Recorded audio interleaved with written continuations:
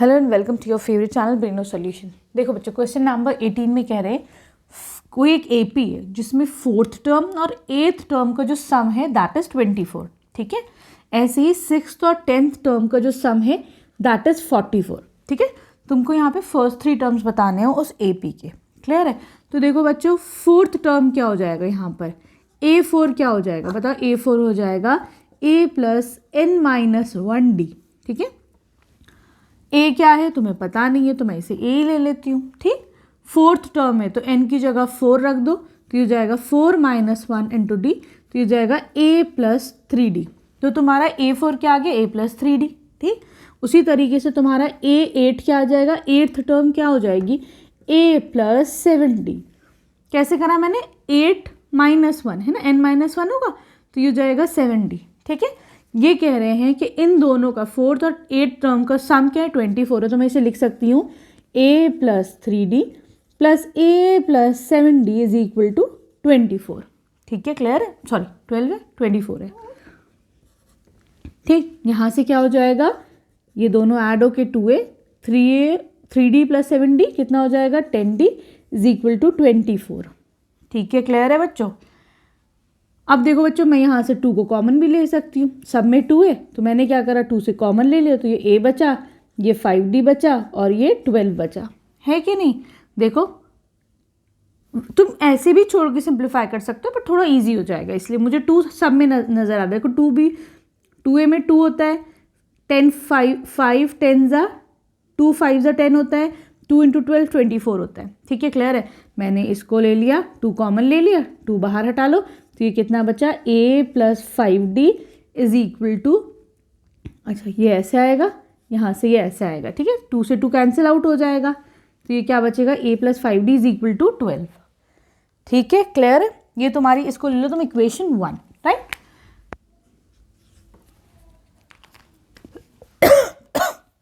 अब आ जाओ तुम इसके सेकेंड जो कंडीशन गिवन है, क्या गिवन है, सम of 6th and 10th term, है ना।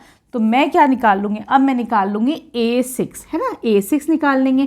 तो A6 क्या हो जाएगा बच्चों, A6 हो जाएगा A प्लस 5d। ठीक है, सही है। उसी तरीके से A10 क्या हो जाएगा, A10 हो जाएगा A प्लस 9d। ठीक है, क्लियर है? इन सबको इरेज कर देते हैं हम लोग। चलो, अब ये कह रहे हैं इन दोनों का सम है 44, तो चलो इन दोनों का सम कर लो, A plus 5d plus a plus 9d कितना सम है 44 है। ठीक, अब मैं इसको लिख सकती हूँ, a से a है तो 2a, 5d plus 9d 14d is equal to 44। ठीक है, क्लियर है बच्चों? अगेन मुझे यहाँ पे नज़र आ रहा है कि देखो 2 है, इधर भी 2 मिल सकता है कॉमन, इधर भी 2 है ना, तो यहाँ से कॉमन ले लो तो ये हो जाएगा a प्लस 7d, यहाँ से 2 कॉमन ले लो ये हो जाएगा 22। ठीक, a से a कैंसिल आउट कर दो, क्या बचा तुम्हारे पास a plus 7d is equal to 22। बचा नहीं बचा, है ना। इसको ले लो तुम सेकंड इक्वेशन। अब मैं एलिमिनेशन मेथड यूज़ करके इन दोनों को सॉल्व कर लूँ। क्या करेंगे हम, माइनस कर दो तो a से a माइनस हो जाएगा, है कि नहीं। 7d माइनस 5 कितना बचेगा बच्चों, ये हो जाएगा तुम्हारे पास 2d। ठीक, 22 माइनस 12 कितना हो जाएगा 10। ठीक है, तो यहाँ से d की वैल्यू कितनी आ जाएगी बच्चों, 5 आ जाएगी।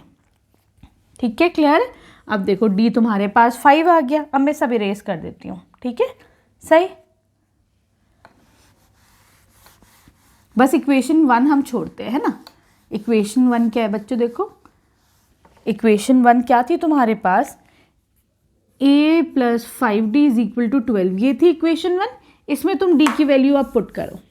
ठीक, चलो तो ये हो जाएगी 5 into 5 this is equal to 12, मुझे यहाँ से a की वैल्यू मिलेगी फिर। ठीक है, 25 इज इक्वल टू 12, a क्या आ जाएगा 12 माइनस 25, ये हो जाएगा तुम्हारे पास माइनस 30। तो देखो फर्स्ट टर्म आ गई तुम्हारे पास माइनस 13, राइट। a2 क्या हो जाएगी a1 प्लस d, है ना, तो ये हो जाएगी माइनस 13 प्लस 5 हो जाएगी माइनस 8।